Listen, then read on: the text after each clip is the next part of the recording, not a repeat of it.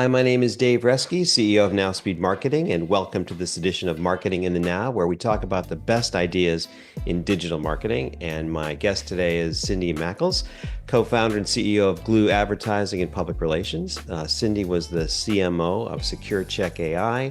She's been an advisor and a board member of a number of other technology companies. Cindy, welcome to the show. Thank you so much. Nice to be here. Cindy, you've had a wide background and done so many interesting things. Tell me, do you like your work in advertising and PR, or do you like your advisory work? Did you like being a CMO? Which of those roles did you find the most joy in?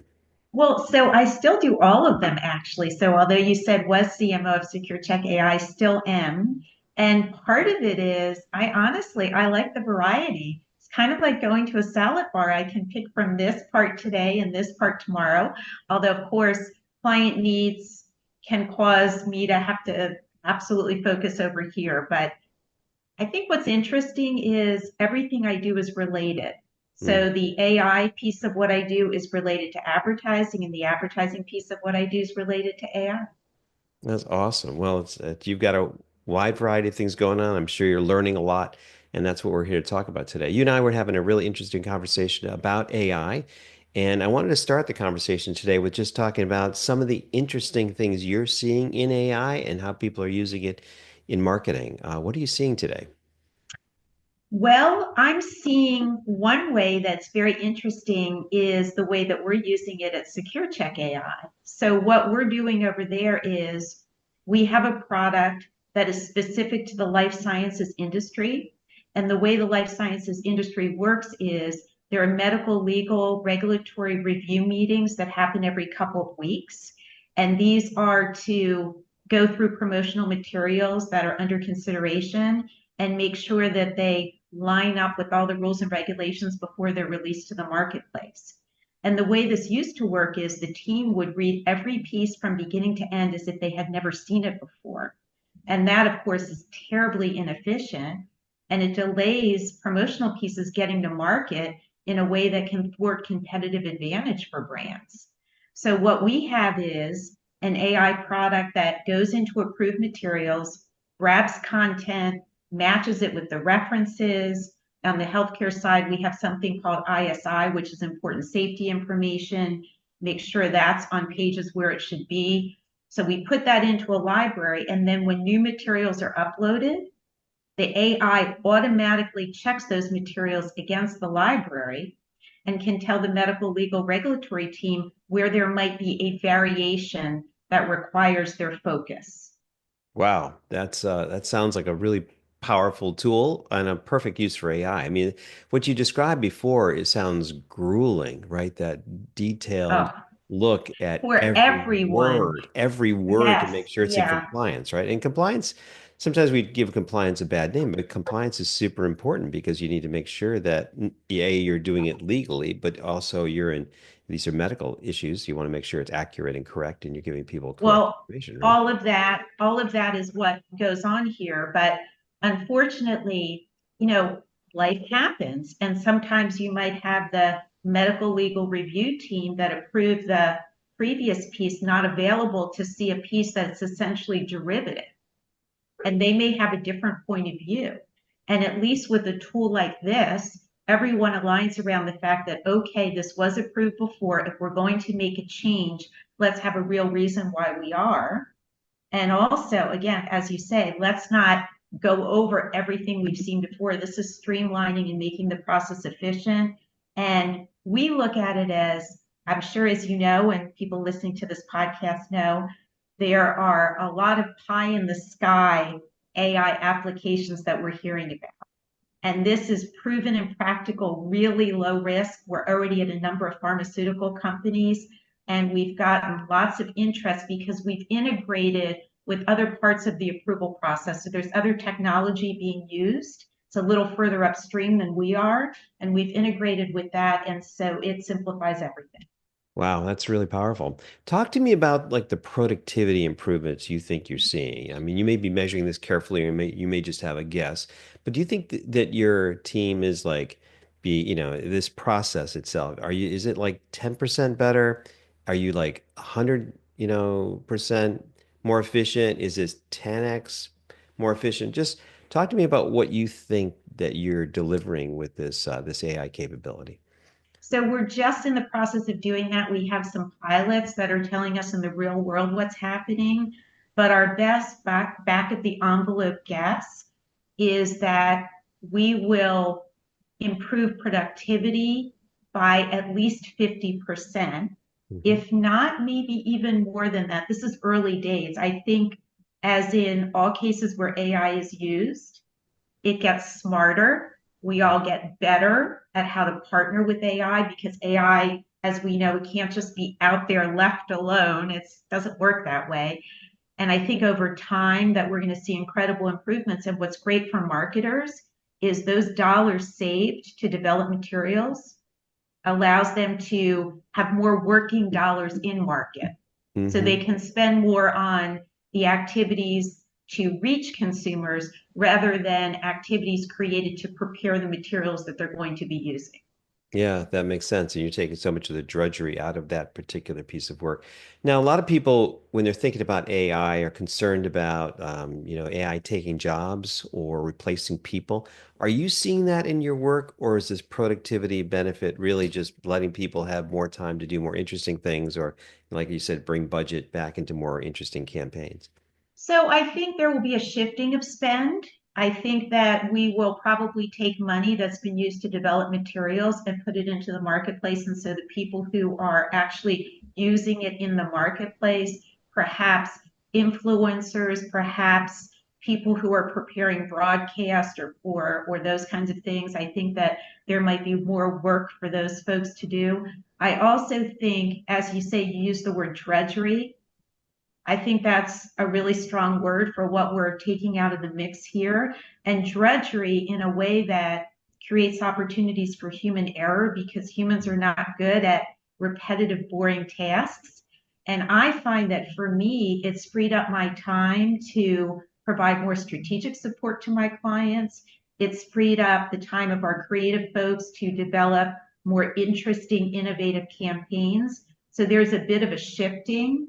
I do think it's inevitable that some folks along I guess, almost a supply chain of preparing materials, some of those folks may not have as much to do. But as we know, it's hard to stand in the way of progress. The opportunities will be reallocated in different ways, and we as marketers will need to adjust. Yeah. Well, it sounds like your product's making a powerful impact in that particular application. Talk to me about, now that you know about that, and that's a very clear way that AI is making a difference in productivity in that area. Talk to me about your thoughts about like how that application or similar applications can help other marketers in general in other industries. How are you seeing the impact of AI across other places? So, in some ways that are positive, in some ways that are negative. Hmm. Someone had asked me once to visualize AI, and I took a cover from Dr. Jekyll and Mr. Hyde. So that's a little bit of what we have going on here. I think for us, one of the opportunities that we're looking at is using what we've developed because we're cutting components from existing approved pieces and figuring out how we can use it to create new materials. So Hmm. right now we are just analyzing the in a rigorous way that the new materials are compliant. But as we know, everything's a template. Even a website is a template. So with that in mind, we should be able to take these components and populate templates and produce materials more efficiently. So I think that's one way.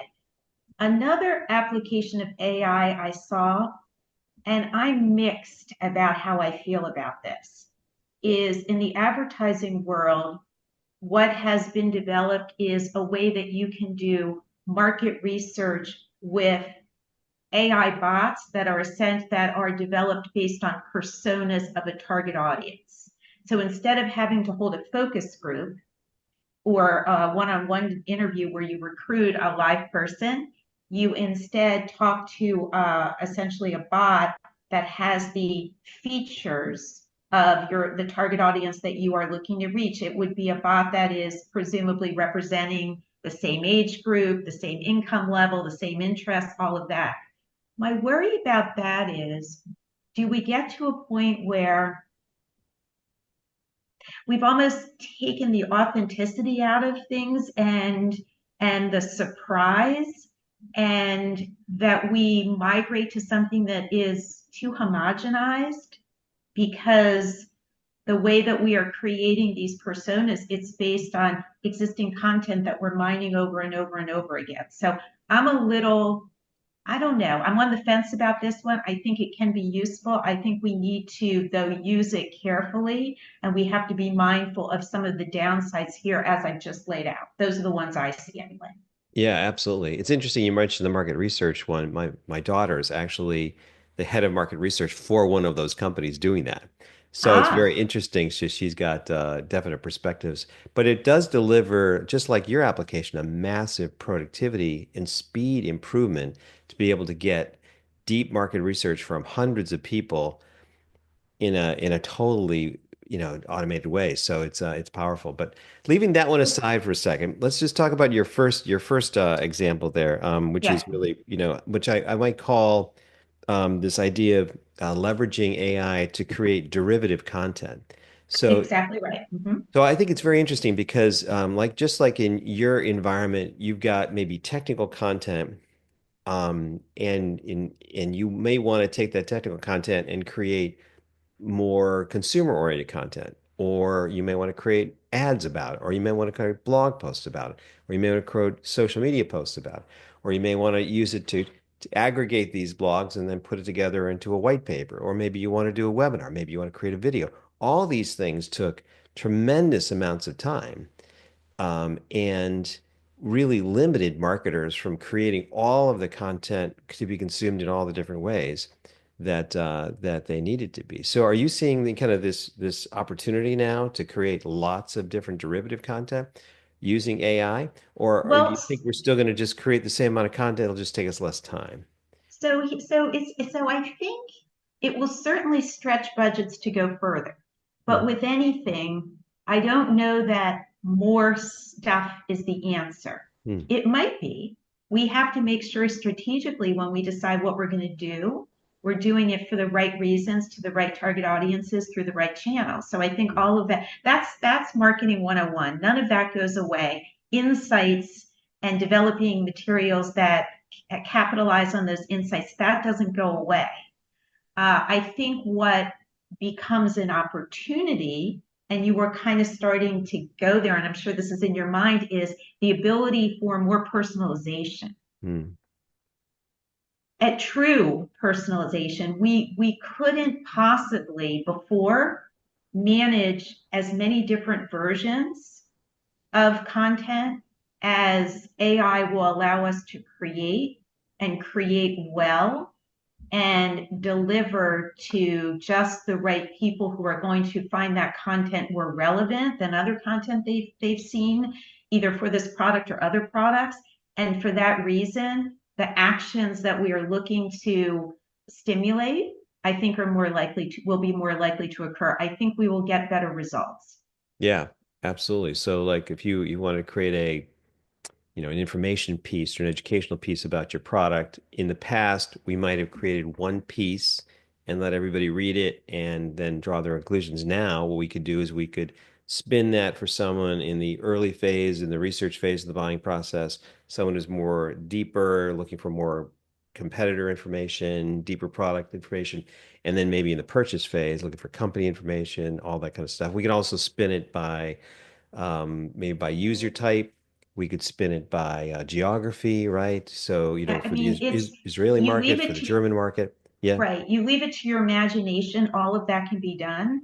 I think what's interesting too, though, is not only was it too difficult for us to imagine doing all that in a reasonable period of time and managing all of that, but even when you're working outside of a regulatory industry or highly regulated industry, as we do in Glue, and we do more than that, but we do the highly regulated, you still have an approval process. Ours is just more stringent.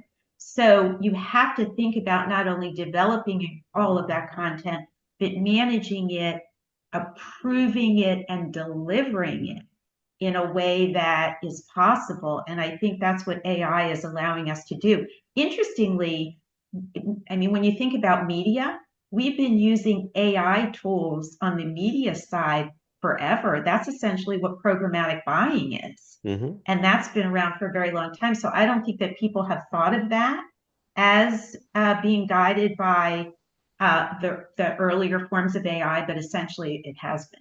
Yeah, it's so interesting you talk about that, and I know you have been talking about that, so maybe I'm just getting it. But the AI approval part is really powerful because as I think about like the ability of AI, let's say we're working with a software company and we want to, create a marketing campaign. We want to create we get some original content. We create all this derivative content. We create 50 different pieces, across the buying cycle for all markets, all of that. Then we go to the client and say, oh, you got to read all of this and approve it. But what you're talking about is have the AI approve it because the AI knows about your brand and your messages and is basically set up to do that. Is that Uh, the so so opportunity? base so what that's essentially what I'm saying. But what we will do, again, because in regulated industries we absolutely have to have eyeballs on everything, Yeah. is create a different brand library for each different segment that will have approved content within it,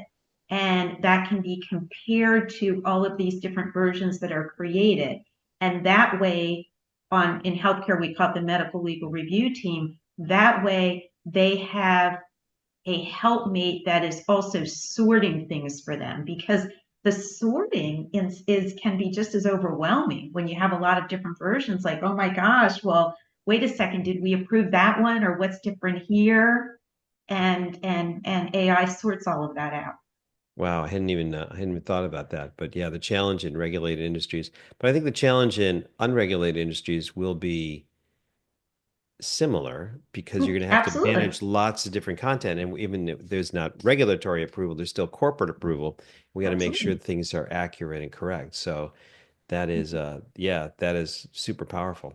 Do you think that we will see an explosion of content, with AI because it's easier and cheaper to create it? Or do you think people still do the same levels of content, just easier and faster? Um, I think it's going to depend.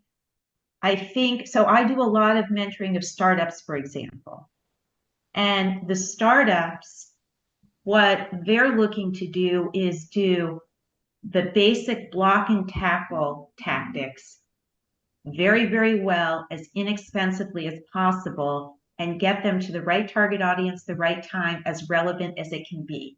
So I'm not sure. I mean, they'll be able to do more, but a lot of times they're not resourced, even with the help of AI, to do more. So I think that the startups will be doing higher quality work. mhm. And I think for some of the bigger brands, uh, where personalization is really, really important, they may do more with more frequency, perhaps more reach. The ability to pilot something. It was interesting. I started my career at Clorox, Hmm. and we used to, on the consumer packaged goods side, we would do market test and controls. And then we would analyze them, and it would take, I don't even know, it took months. And we would have these spreadsheets where we would decide, okay, it seems to be working in this market, and we have other like markets. It was actually a very good strategic, rigorous process, and then we would roll it out. So all of that, which was very, very smart on the fundamental level, that I think now can be done for more people more easily, almost at the push of a button. So will it be more? In some cases, it will be more. And in, I think, all cases, I hope it will be smarter. Yeah, I think that, it's interesting that that's an interesting example because that whole process that was developed, at Clorox that you worked with was probably a sophisticated process that took a lot of thought to create. So it took a lot of smart people to kind of figure that out, right? So here's how we roll it out, here's how we measure, here's how we test, here's how we get the data, that whole thing. So it strikes me that you could have, ChatGPT do that right today, but it takes a very intelligent person who understands the business very well to even want to do that and to know what to do with the data once you get it. So it feels like, we're moving into a place where AI can do anything, but it takes really intelligent people to know what to do, why to do it, and how to put it all together, you know. A So, 100%. I mean, I actually I use Chat GPT a lot. And as anyone who uses it a lot knows, what you get out of it is a decent first draft, but it's not going to be high level analysis, recommendations, and implications for anything. Actually, ChatGPT is pretty bad with numbers. hmm, So, yeah, I'm sure it will get better with numbers, but that's a place where it doesn't help very much. And then like with anything, what you get out of it is as good as what you put into it. So it's the prompts and the phrases and it's the thesis. If you want to get that first draft that ChatGPT can build on, but it's not going to create the thesis. And it certainly at this point is not going to create the conclusions, recommendations, and next steps. So that's still the purview of marketers and advertising people for sure. yeah, exactly. So I teach a class at Boston College on business planning. And in the Mm-hmm. intro, I tell my students, like, you can have ChatGPT create the whole business plan, but it's not going to help you because Mm-hmm. ultimately you have to make hundreds of decisions when you start a business. And if you just leave that to the AI, it's going to be generic and meaningless, right? So it's the Absolutely. same with marketers, right? So you can get all Mm-hmm. this information, but ultimately you have to take it and make it. So I kind of see this, this phase as enabling, well, it enables all of us, but enables, for intelligent people who are very knowledgeable about their industries, it lets you kind of go faster, farther, deeper than we could ordinarily be. Let me ask you about Completely. something else that I struggle with is Yeah. I think that, and maybe I'm the only one, but sometimes I need to keep pushing, I keep iterating, and I'm stuck in the model maybe of working, maybe if I was working with a junior, let's say I'm working on a blog article, if I Yeah. was working with like a junior writer on a blog article, I might ask them to write a draft. I get it back. I give them comments. I ask them to do another draft, get it back. And I only want to go through that a couple of times because it's a lot to explain it to a person. It's a week, cycles at a time, and it takes a long time. And I get in the same mode with ChatGPT, where in reality, I could be going through many, many more iterations and pushing it harder. I don't know. Do you struggle with that too? How hard do you push the AI to make it better and better and better? Do we keep pushing it, or do we just take the first thing like we do with Yeah. human So, writers? so I don't know. here's what I find. I find that I usually the best result I get out of ChatGPT is the first result and maybe a second result if I'm very clear as to what I would like to have modified or changed or deepened or whatever. After that, it seems to regurgitate a lot of the same thing and a lot of redundancies and becomes not very useful anymore. That's what I see. What we've discovered, and you're on the advertising side like I am, one of the things that we've discovered, which is kind of interesting, is we often, for a creative assignment, when we are brainstorming campaigns, we'll bring in a lot of different teams. Now, I hate to equate people, I don't know, and I'm going to do it a little bit, and I hope I don't offend anyone, but what we find is when we have teams give us work, usually the first ideas are the best ones. Hmm. And when you keep asking for more and more, I think ChatGPT has a certain way of going about things. And listen, it's pulling content from people who have generated it. And I also think when you bring in teams and you're pushing, pushing, pushing for ideas, you can go a couple of rounds, but after that, you will probably have the best work. And then it's up to you to refine it. So that's an experience that we've had at Glib.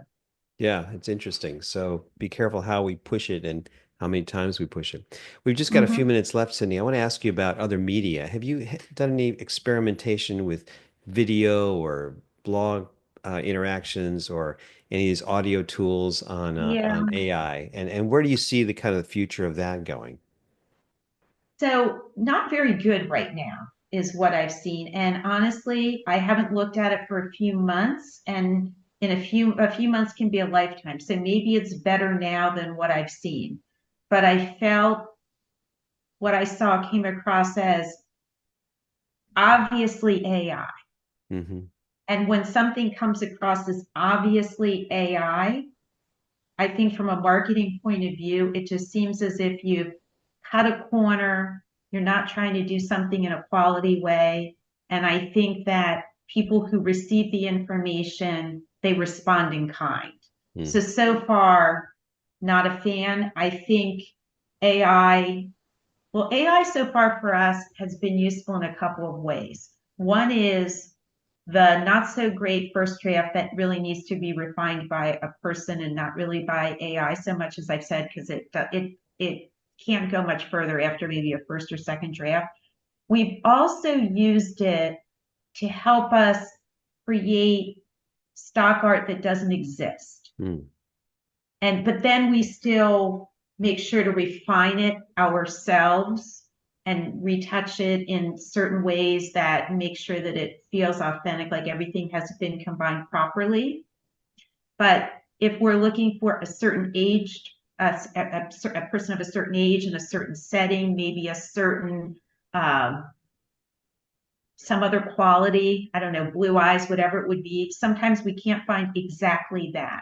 And so we can use the tools that you're talking about to create what we need and then refine it to get it to the point where we can actually use it.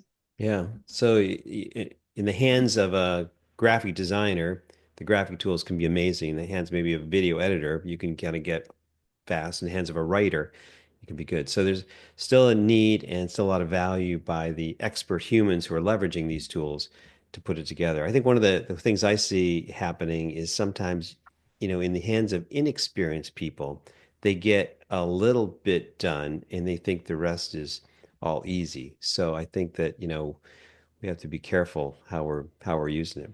Well, Cindy, this Yeah. has been a fascinating conversation about AI. It sounds like your tool is making a huge impact in your market, and I wish you all the success in that. If people in the audience want to connect with you and learn more about you, your software, have a conversation about AI, what's the best way for them to do that? Reach out to me at Cindy, CINDY, at glueadvertising.com. And I'm also, I pay attention to LinkedIn, so someone can find me on LinkedIn too at Cindy Machles, Machles. That's great. And we'll put all the links in this post too. So thanks, Cindy, for joining us today. I really appreciate you taking the time. All right, you're welcome. Enjoyed it. Thank you.